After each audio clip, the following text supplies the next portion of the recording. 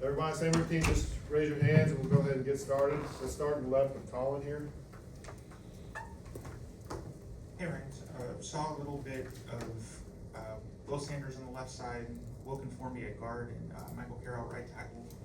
Curious about especially Wilkin kind of cross training at guard and tackle, what you've seen out of him over the last few weeks to make that happen. Yeah, Wilkin obviously has the athleticism and playing side and the size, so I think there's a couple things that happen for Wilkin in there. He is natural pad level because he's got his hand in the dirt, and he's got a good base and wide frame, so he's really done a nice job in there. So we're going to keep, working on that and expand. As long as he can stay right-handed, play on the right side, I think that the transition for him is easy. Jump to the right side, Nick. Yeah, the Kid Proctor play calls that an Iowa guy give another Iowa guy an opportunity. Yeah. What went into that decision there? Well, I mean, KP, first of all, any play like that, the only way I do stuff like that is if it's guys that I trust. And obviously Jeremy Bernard, KP are guys that are trustworthy, and they know if they trick off the rep in practice, or they're not good with the football and they're not secure, then we just won't do it. So KP took it very seriously. He knew he had the ball in the outside arm, knew how to protect it. I think he's a super athletic guy. I mean, yeah, it was just fun. I wish he could have scored, but the guys are excited to block for him. I knew he had a chance to run over, one or two or three people, and down there tight in the red zone. Those are tough yards to get. I thought it was honestly a huge play. It was I think we're on the 13, and so you're first and 10 on the 13-yard line. You get a first down right there, and now you're first and goal in the 2. Those are tough yards down there. So I thought it was a good opportunity, not necessarily something they probably saw was coming. Jumping back to the left side, Chase. All offensive line questions so far. Good. So we're seeing you guys rotate on the offensive line. Conventional wisdom is just roll with 5 for cohesiveness sake. And y'all seem to not only be rotating, but the rotation seems to be expanding instead of contracting toward the conventional 5. Can you speak to that?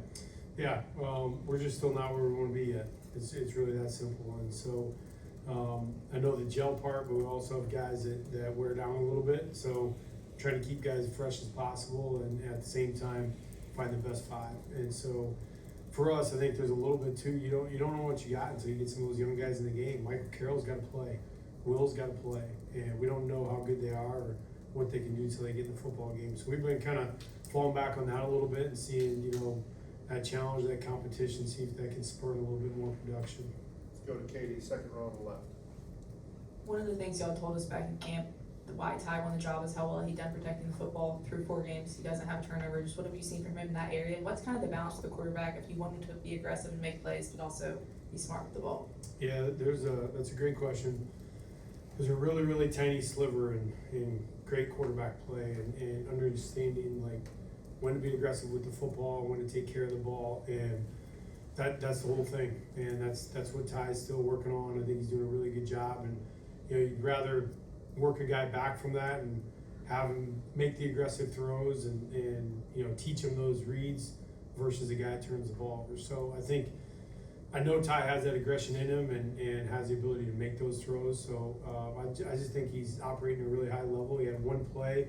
I thought the boot, obviously early on the first drive back to his right, was by far, Ty would tell you the same thing. It was the worst play he had all night. And luckily it didn't get in their hands, but for him, I thought that actually dialed him in for the rest of the game. He was like, okay, I know what I got to do. And he made all those plays. He made all the reads that he needed to and didn't put the ball in jeopardy. Let's go to Alex, back row on the right there. A little bit of a 2-part question. What do you think of Jam coming back? And then also, how do you get more explosive runs out of that running game that's consistently giving you 2 or 3 yards, but how do you get more out of that group? Yeah, first of all, with Jam, his presence just at practice and, maturity, just, the work ethic that he brings was a huge part of the preparation part for the week, which is the most important part.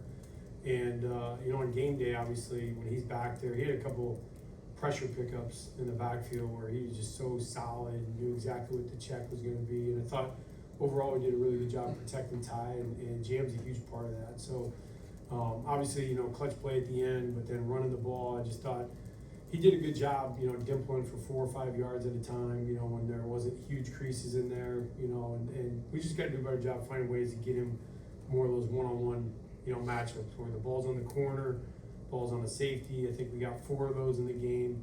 You're looking to try to get 8 to 9 of those a game where you get the football on a secondary player so that they can break a tackle and get into the open, and that's really it. We got to get through and get 6-on-6 on the inside somehow with our big bodies, and then find a way to get jam on those DBs. Let's go to Ryan in front of him. Hey, Coach, I'm gonna stick with the offensive line theme. It looks like Georgia was doing a lot of twisting, and the communication was pretty solid Saturday. Yeah. What'd you see?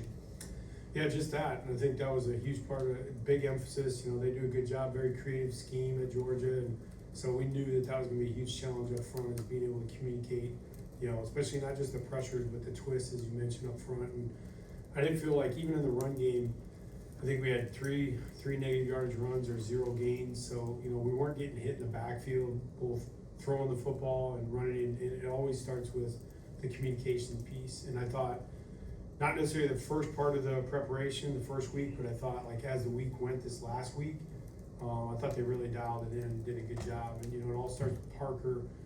He does such a phenomenal job of that. Let's go to Joe. Sorry, middle left. Coach, sticking with the same theme of running the football, you used a lot of screens and misdirections and kind of rollouts. Can you talk about using those and getting creative to kind of extend the running game, finding other ways to get your guys the ball in space? Yeah, as always, I don't think it's, anything earth-shattering, but you get the defense having to run to the football, stress them out, get them moving to the sideline a little bit, and then you try to get vertical on them. And I thought we did a good job of stretching them and moving them around. And to Georgia's credit, they did their integrity on the inside remained the same. On some defenses, they'll compromise, and they held up pretty strong in the second half on that. Right behind there, Travion.